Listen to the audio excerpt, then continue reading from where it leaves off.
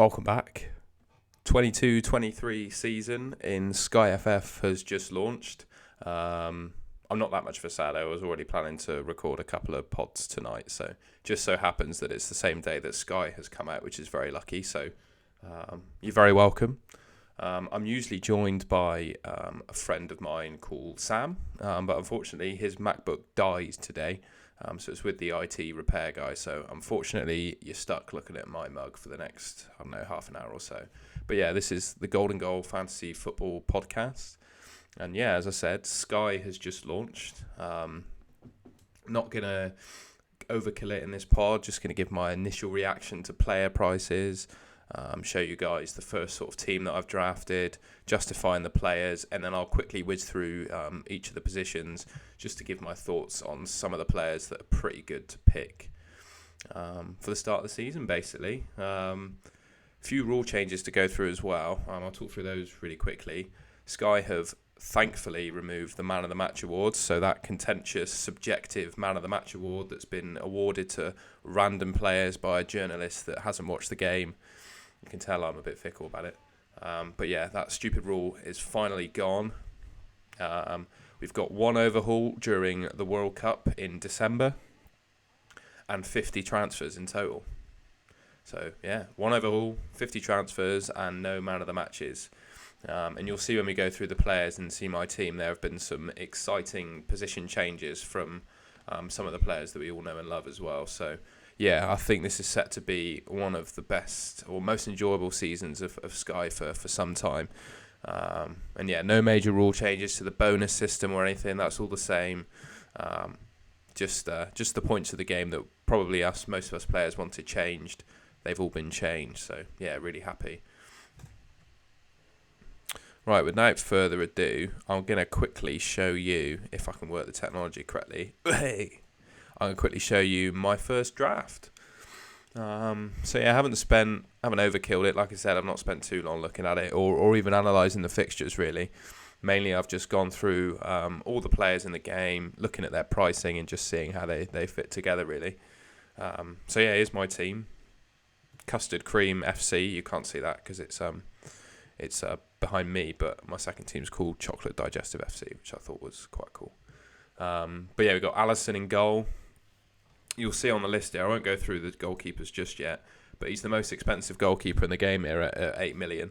But I just think his value is astounding. I mean, looking at the total points quickly, he was the highest scoring goalkeeper by quite a margin last season.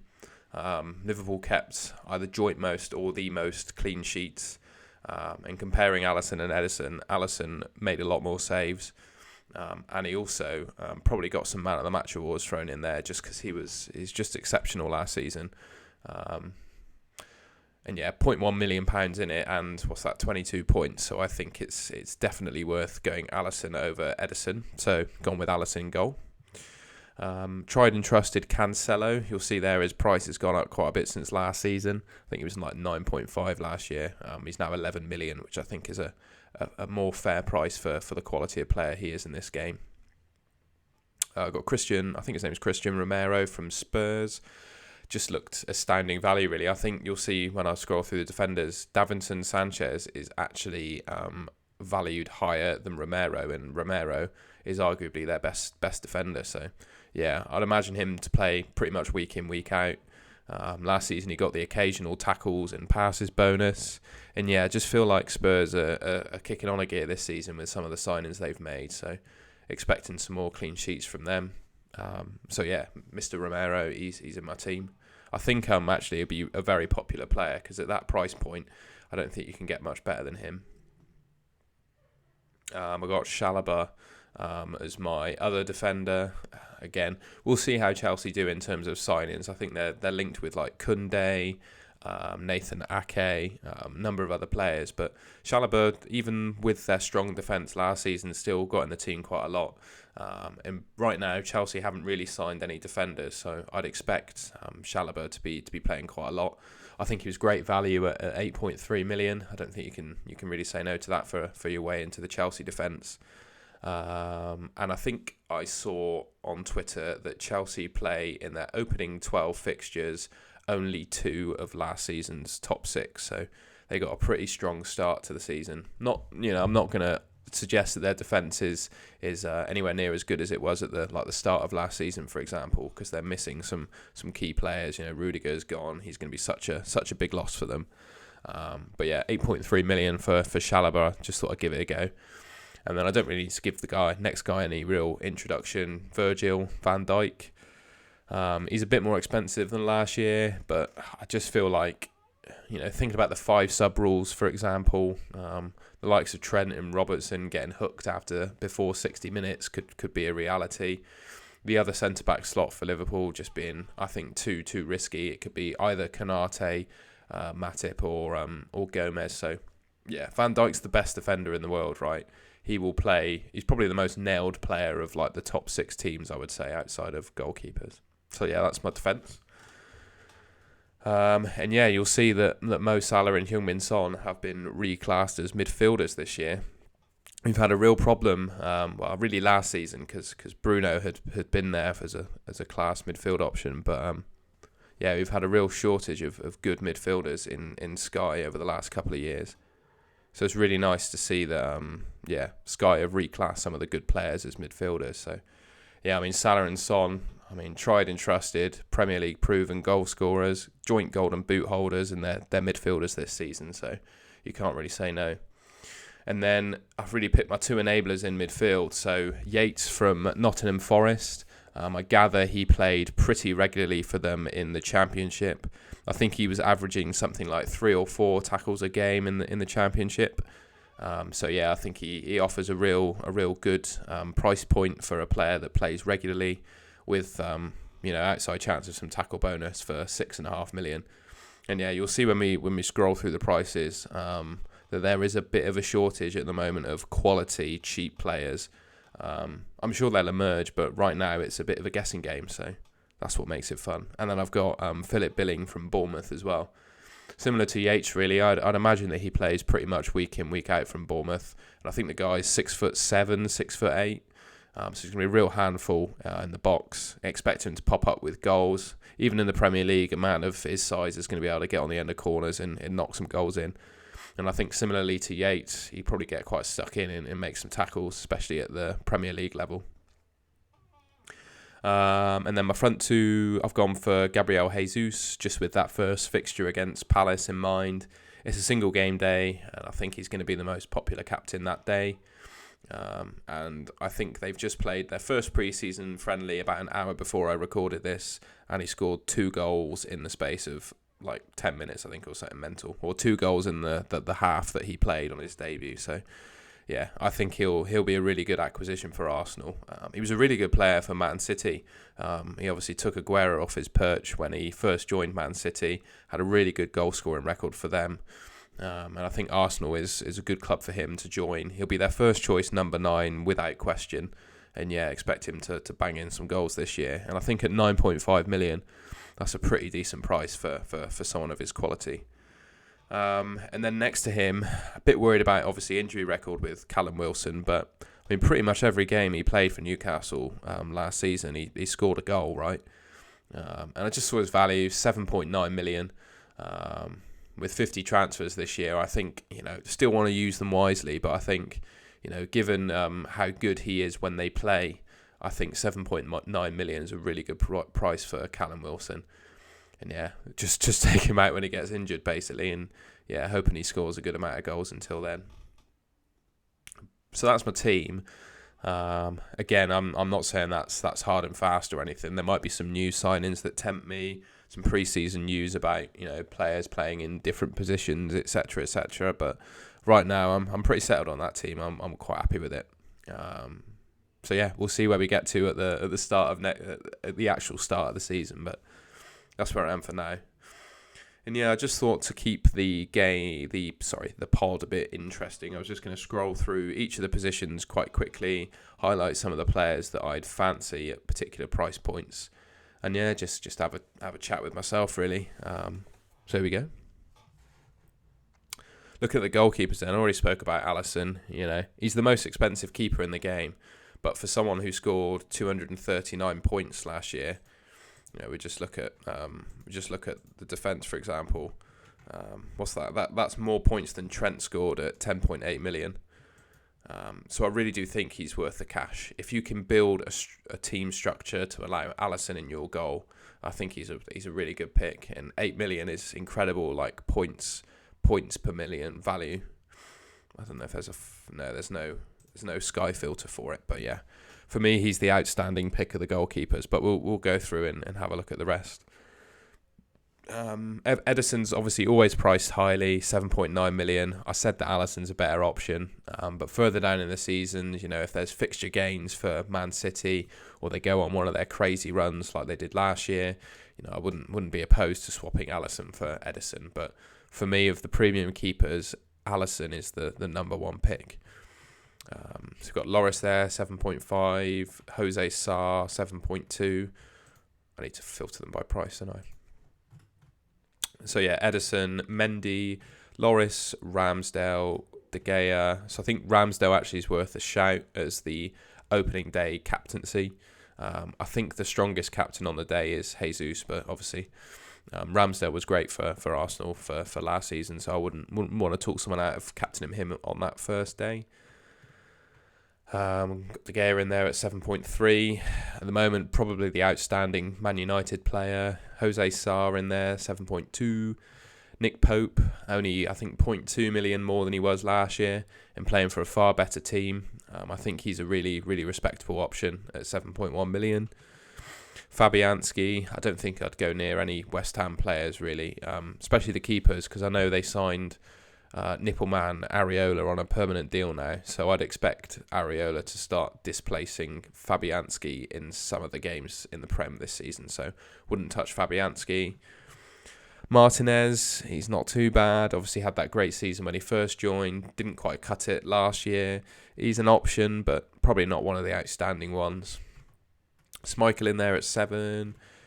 We got Sanchez in at 6.9, Pickford 6.8, Guaita 6.7. Hopefully, I can't actually remember what price Sam Johnston is, but things might get a bit interesting with the Palace keepers if Sam Johnston can displace Guaita, because Sam Johnston is quite a reasonable price, I think. And I think a couple of my outstanding sort of budget keeper picks, David Raya from Brentford. Obviously, Brentford did pretty well last season. Raya got saves bonus quite a lot. 6.7, I think, is a good price. And I think my personal favourite of the cheapy keepers is Meslier. He's in my goal in FPL, actually, when I built my team there, because he's really cheaply priced. But Meslier, every season, seems to be the Premier League keeper that makes the most saves. And under Jesse March, I think Leeds are looking more solid defensively. So yeah, I wouldn't want to talk someone out of picking Meslier. What else we got? I think these are all the sort of substitute keepers. And then yeah, probably the last one to note is, bar one other actually, but one of the last ones to note is Sam Johnston there on 6.5. Wouldn't want to pick him from the start, but yeah, the thing is with Palace, I think they vastly underperformed their defensive numbers last year. I think they were like the 6th or 7th best defence in the league for conceding shots, etc. last year. Might be why they've bought a new keeper. But yeah, Vieira really got them quite tight last year, and I'd expect them to kick on a bit defensively this season. And if Sam Johnston can displace Guaita in that goalkeeper position, I think he's the value keeper pick this year, provided he can obviously displace Guaita. And then the next one is probably Dean Henderson. And again, he's another 6.5 million, just signed for Nottingham Forest. I think it's a wait and see on picking Forest players, though, because you just don't... Well, I've got a Forest player, but Forest defenders at least, because you just don't know how they're going to play and whether they're likely to keep clean sheets. But I suppose one thing you can say about Henderson at 6.5 playing for Norwich is he's going to make some saves. So you'll always have the saves bonus to fall back on, I suppose. And I'm pretty sure this Bazanu guy has just signed for Southampton. I think McCarthy's in as more expensive. Yeah, McCarthy's 0.1 more. But I think Bazanu will displace McCarthy because McCarthy had a pretty shocking season last year. And obviously Forster's gone to Tottenham, which you can see there. So yeah, he's your Southampton keeper, but honestly, I'd almost back Southampton to go down at the moment with how their squad's looking. So I don't think I'd be going anywhere near him. And I think the rest really are just subs. Maybe I think Dennis might be the starting keeper for Bournemouth. I haven't brushed up on my knowledge of Bournemouth just yet, but just see if there are any ones standing out to me. Nah, not really. I think that's the lot for keepers. Have a quick whiz at some of the defenders then. So most expensive defender is Cancelo. Again, I think that makes perfect sense, and I think his price is very fair this year. As I said, I think with the pricing of some of the premium defenders, there being midfield options and some of the strikers as well, makes it a really even playing field. I think the template will be quite hard to predict, and I think a lot of people are going to have different teams going into the season, which is exactly what we want. So yeah, just quickly whiz through. We got Cancelo in at 11, Trent in at 10.8, Van Dijk in at 10.7, Diaz at 10.6, Laporte at 10.5. I think between the two, provided Diaz has recovered from his injury at the start of last season, I think you've got to go Diaz. I just have I have a gut feeling that Stones is going to feature a bit more this year than he did last season, which I think makes Laporte a bit less of an option. But we'll see how it plays out. Robertson there at 10.3. Again, I think if you're scrounging around for some money, I think he's priced very fairly. He scored less than Trent and Van Dijk last season, but he's cheaper. So if you are struggling for a bit of cash, I wouldn't want to talk someone out of picking Robertson. Not sure I'd be going for Matip at that price, just because there are two other centre backs that could have his spot, and I don't think he'll play every game.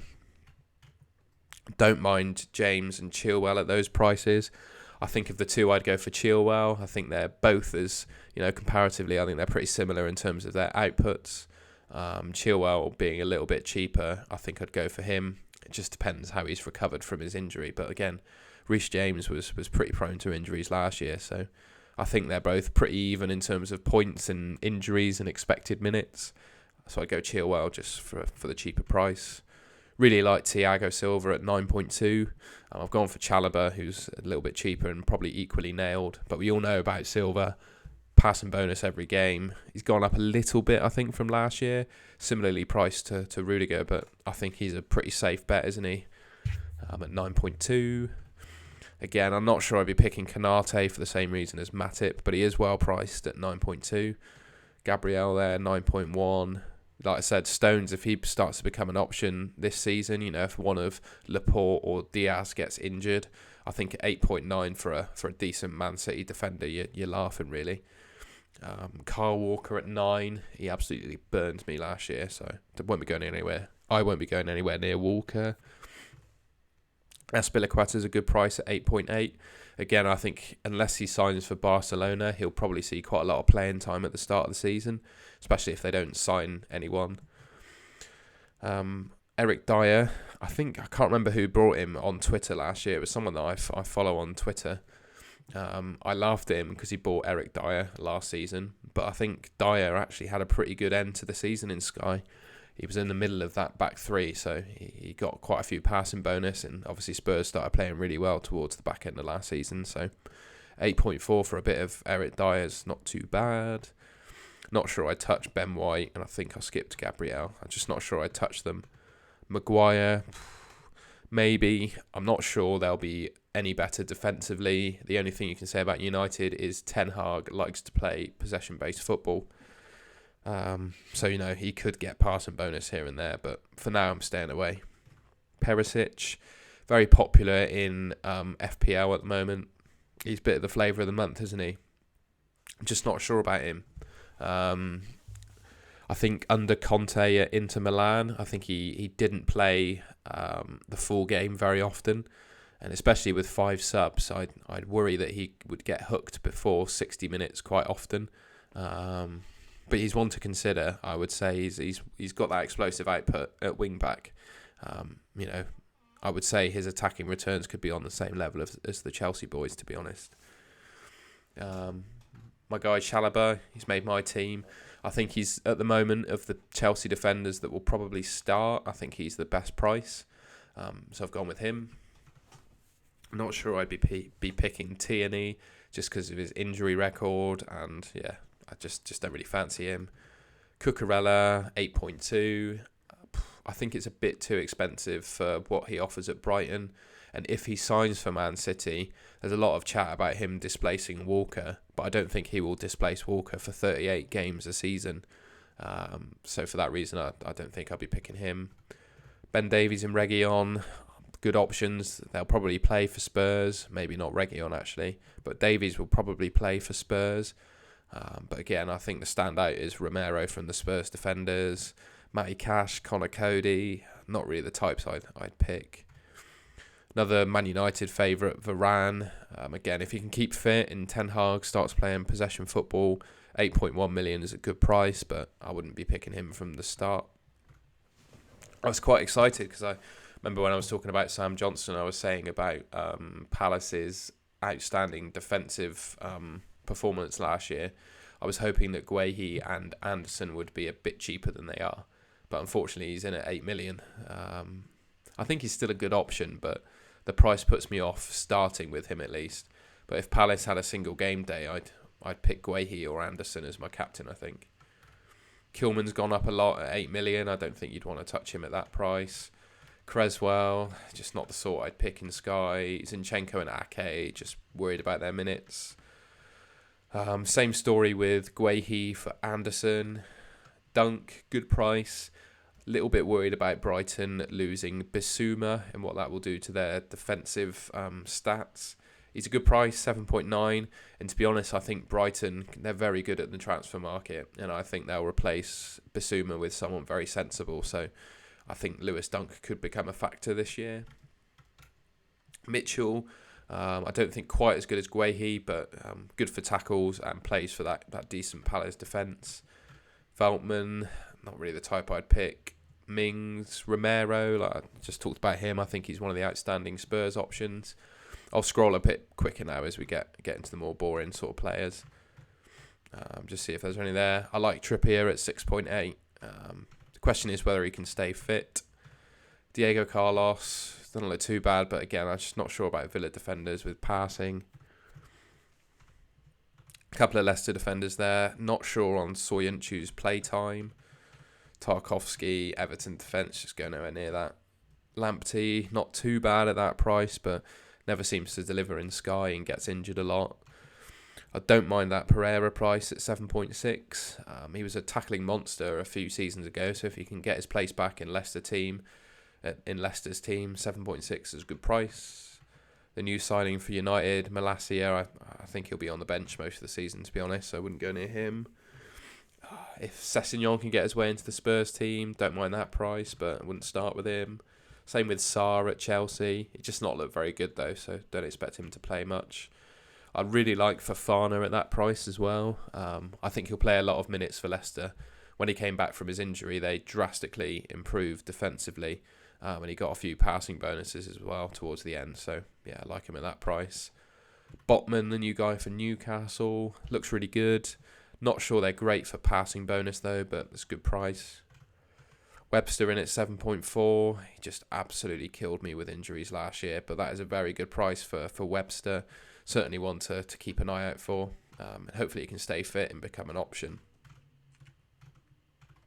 Just scrolling through really, see if there's anyone else.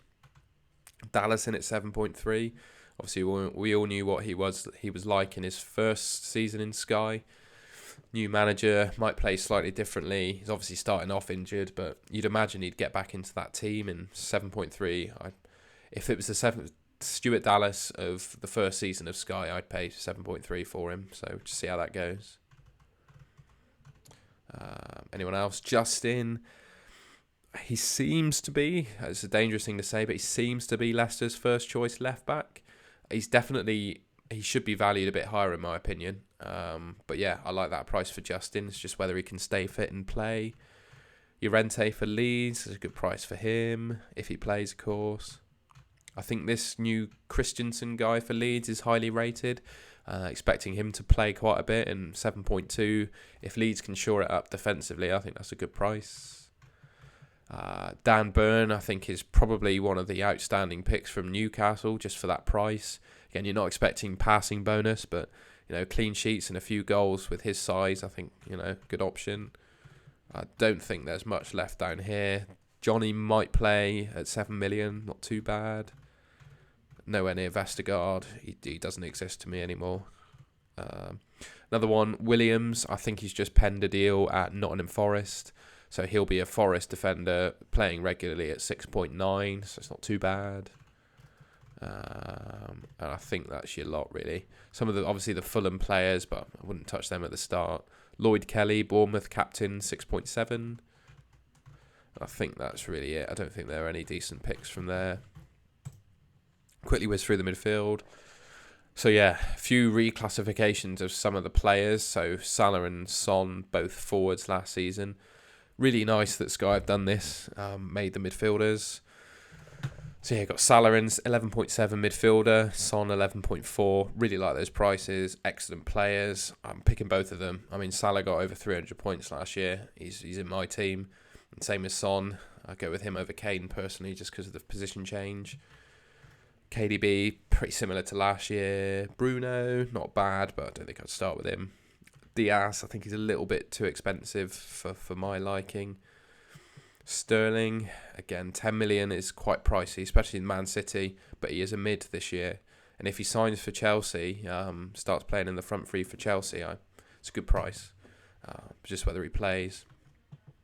I don't like Bowen or Saka at those prices. I think they're just a bit too much. Same with Mount and Maddison. Yeah, one thing to mention about City mids is with maybe Sterling going, Foden could definitely play some more minutes. It's a good price for him. Same with Mahrez. Rodri was a regular passing bonus player last year. He's gone a bit up in price, but again, 0.4 million, I think, more expensive. So, I mean, you know what you get with Rodri. It's 5 points per game. Sancho and Ward-Prowse, don't fancy them, especially Southampton this year. Rafinha's probably off. Kulusevski at 8.6, not too bad. Just worry a little bit about his minutes with Richarlison signing now, but I think he'll start at the start of the season. It's good value for what he brings. I don't personally like Grealish and Sky. Same with Zaha, although he is a midfielder this year as opposed to a forward. Coutinho, Tielemans at 8.3. I'm still sceptical of Bruno G. He absolutely killed me last year. And I think the way he plays, he's got routes to tackles, man of the match, goals, assists. He's a good price at 8.3, but I just couldn't fit him into my team in the structure that it was. But wouldn't want to talk anyone out of him. Odegaard and Gundogan. I think Gundogan might be on his way out, I heard. And Odegaard, he looks really good, but he doesn't make as many attacking returns as he should. Now Spurs have got 3 midfield options. Not sure about Højbjerg. Same sort of deal with Smith Rowe to Odegaard. Rashford's a good price. If he can get back in the team and scoring regularly, I like that. Same with Harvey Barnes. Rice, I think, is a bit too expensive. Jorginho, obviously passing every game and penalties at 8 million is a good price. Martinelli, just worry a little bit about his minutes. Let's just scroll through quickly and see if there's any other highlights. Again, similar to Rashford, if Eriksen plays for United, that might be a good price. Gallagher, unfortunately at Chelsea, I'm not sure how many minutes he's going to get, but again, that's a really fair price for him. Jacob Ramsey, the enabler legend of last year, I think is just a bit too expensive now. What else? Got anyone else decent? Norgard, the tackling legend, I just think he's a bit too expensive now. Anyone else? Neto, a bit too much at 7.7, I'd say. Anyone else?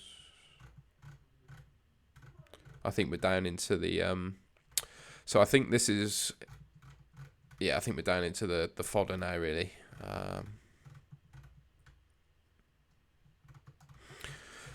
And yeah, my pick of the enablers that I'm just scrolling through now, I think are Yates and Billing would be my 2 shouts. And the other one to keep an eye on is Calvin Phillips down there at 7 million. Rodri seems to have an excellent fitness record, plays pretty much every game for City. But, you know, if Rodri has a period when he's out of action or injured, I really, really like Calvin Phillips at 7 million. I wouldn't pick him from the start, but at 7 million, that is really good value for that City holding midfielder. So, yeah, I really like that price. I think the rest are just the standard cheapies, really.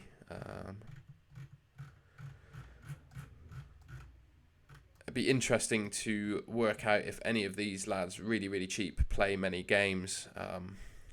Is it Chukwuemeka? If I've said that right, I'm going to be amazed. But Chukwuemeka from Aston Villa. He played quite a few games towards the end of last year, so he might be like this year's Ramsey, but they've just got a load of players now, Villa, so yeah, see how they play.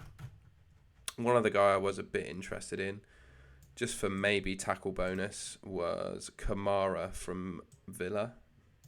See what price he is. Yeah, 6.8 million. He's a very highly rated defensive midfielder. I'd imagine he'll play above Douglas Luiz. 6.8 million. I don't think at Villa he's really going to get passing bonus, but his tackle output should be pretty good, so one to keep an eye on. And then into the strikers. Let's get off Villa.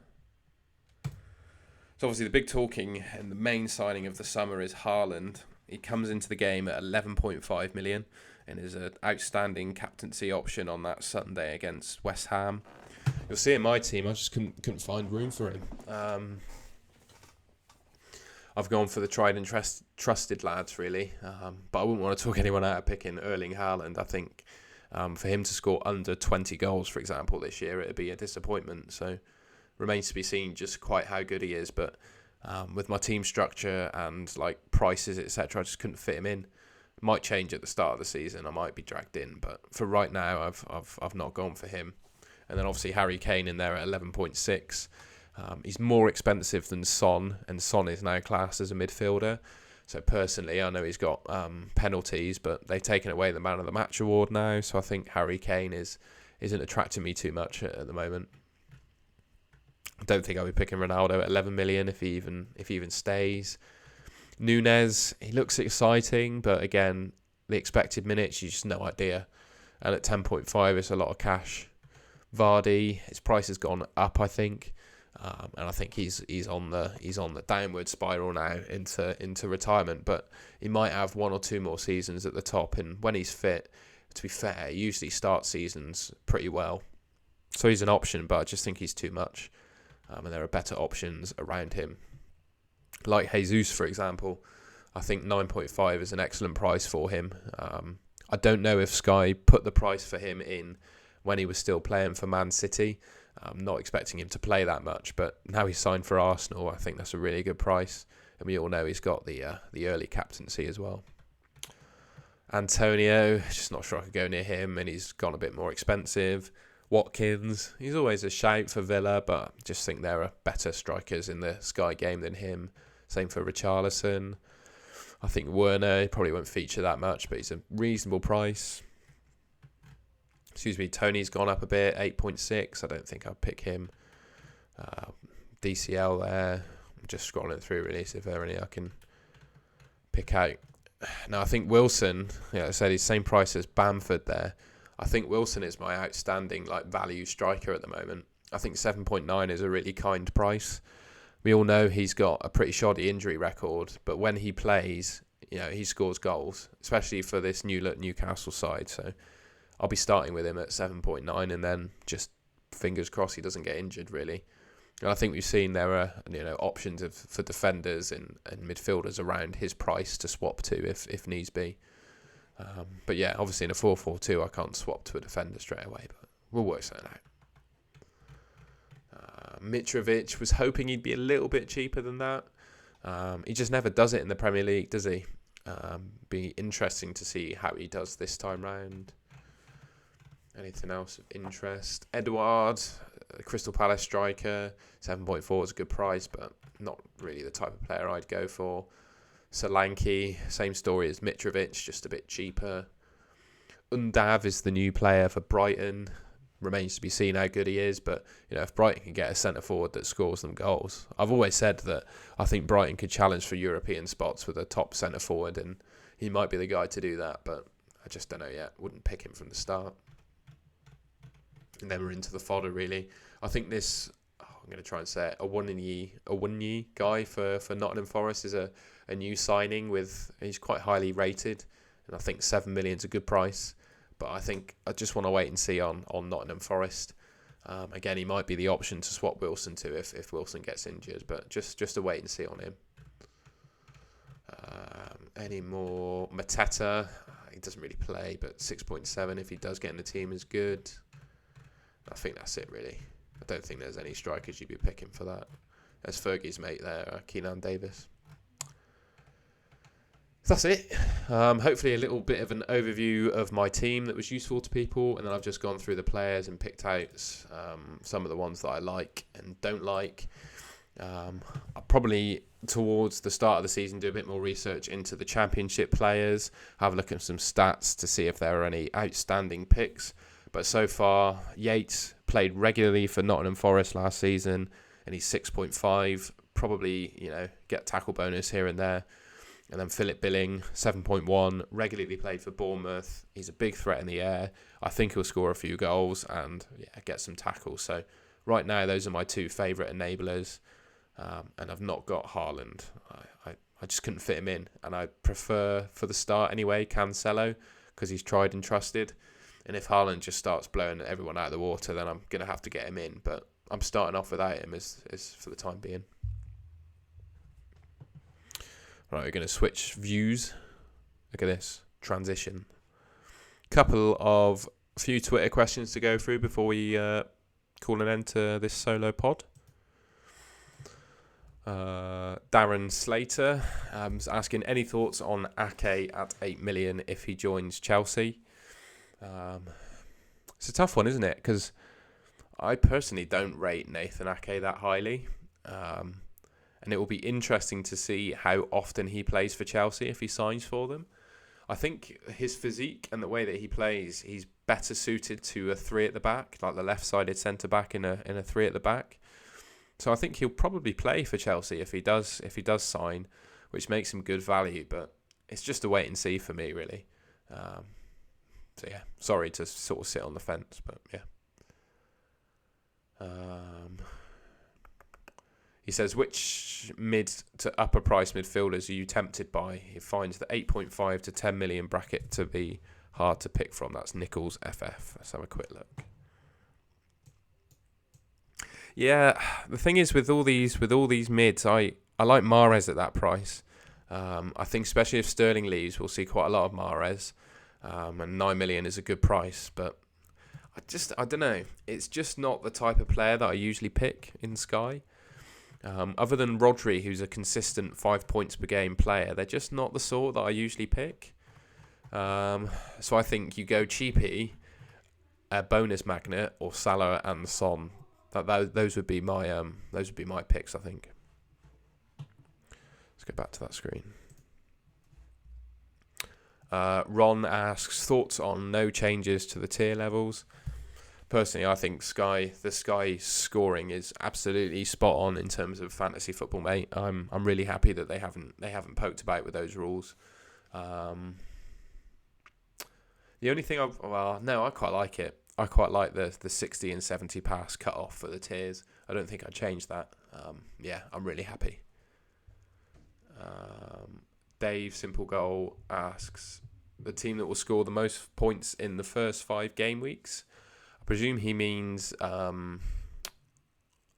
like actual Premier League team as opposed to the fantasy team that I've picked. Although the fantasy team I've picked so far, I think, is the one that will score the most points in the first 5 game weeks. But in terms of the actual Premier League team, I think it's just Liverpool and Man City, to be honest. I don't think you can get away with any of those. And yeah, poor Sam. We can all send your condolences to Sam. Unfortunately, he might have lost his MacBook there. It doesn't sound like it's doing particularly well. So yeah, hopefully we can get you on soon, Sam, and I'm not left to my own devices again. Next set of questions. First one from Matt. Welcome back to you too, mate. Will you be looking towards the more safe, sensible, proven picks at the start of the season? I think definitely for me, you saw my team. I think I've gone for the safe picks. All of my players pretty much are tried and tested. So yeah, I think that's going to be my tactic to start with. We've got 50 transfers this year. So I think I've got ample transfers to bring in any of the new players that start performing well. But to start with, I'm going to go for the tried and trusted. Kippy, I'm going big at the back. What do you think? I think, to be honest, this year there are options in every position. Obviously, the defenders in Sky are always really good. Salah and Son as midfielders, I think, changed the game. I think you need to have Salah and Son, personally. I think they just offer as midfielders. They won that Golden Boot last season between them. And now they're classed as midfielders in the game. So I think they change it. I think a couple of premium defenders, a couple of premium midfielders, and then a high-end striker is sort of the structure that I'd be going for. But yeah, I've got Alisson in goal as well, so I think you can class that as big at the back. Darren Slater, he's gone a bit into the fixtures there. I'm not going to go into detail about the fixtures because this will just go on for too long if I do that. But he asks, how many transfers do you plan to use before the World Cup? And are you skipping any of the single game days? I think for me, I've learned my lesson really from last year in terms of my transfer use. I actually think I did it quite well last year, just sort of hovering around like one transfer per game week. I think I will build my team in a way that I use as little transfers to start with as possible. So I'll try and like build a team that will do me for at least a month without having to make a transfer. But really, I'd be happy just using like the one transfer per week sort of tactic, really. And am I skipping any of the single game days? Without looking at the upcoming ones, I won't be skipping the Arsenal one for sure. I think Jesus is a really good option for that. But the crappy, like, I don't know, Nottingham Forest versus Bournemouth single game day or Palace v Brighton, actually, that becomes quite an attractive fixture with Guehi now, I think. But yeah, I think I'll be skipping the shitty single game days this year where I can. Jazzy, how many premiums and in which position? I think you just seen my team. So I've got a premium keeper, believe it or not, 2 premium defenders, 2 premium midfielders, and then I haven't got Haaland, who I think is the pick of the premium strikers. So I've gone 2-2 and then a sort of high, reasonably priced striker. And then Dave, simple goal, having a further look. Is Bruno G and Callum Wilson double up too much? He thinks they're both well priced, as is Trippier. No, I don't think that's too much at all. I think Callum Wilson is a must, really, at that price. 7.9 million for a guy that scores pretty much every game he plays is a good pick. Bruno G, I'm still not sure about him. Before he joined Newcastle, I think he scored something like 4 goals in 100 appearances for Lyon. So he wasn't like the goal scorer that he has been at Newcastle. So I'm still convinced that was a bit of a purple patch at the end of last year. So I'm still not convinced by Bruno G. And those that got him last year, I mean, fair play to you. But yeah, I just think it was a bit of a purple patch. So for me, I think Callum Wilson is the one because obviously his injury record is not great. But he is a proven Premier League striker playing for a good team. I think he's a really good pick this season. Then he says Salah versus Virgil van Dijk versus both. I think of the two, Salah is the better pick, purely because he scored more points last year, and now he's a midfielder. I think his points potential is just insane. But I've got both. I think Virgil van Dijk is one of my favourite premium defenders. I think with the 5 sub rule, I think that could punish Trent owners, for example. But I think Virgil van Dijk is one of the safest players you can pick in Sky. And if you just pick him at the start of the season, you can leave him in and not worry about him. And so for that reason, I'm going for both. He says, we've got Sky fixtures till game week 8. How many transfers will you use before then? And yeah, I think I've already spoken about like transfer pacing, just my initial thoughts. Like 1 per week, I'm usually quite comfortable with. But yeah, I mean, I think up till game week 8 probably is the time where, unless there's like a savage like change in fixtures or whatever, I'll probably try and build a team that covers me up until then without a transfer. Unless there are like a single game day that's decent that I need to make a change for. But yeah, I think that's about it. You're probably all bored of me now after 45 minutes of chat, so I think I'll leave it there. And yeah, hopefully I'll be joined by Sam on the next one, so I don't bore you too much again. But yeah, thanks for watching. Good to be back. Yeah, give us a like and subscribe to our channel if you enjoyed my little ramble there. We'll catch you soon. Bye-bye.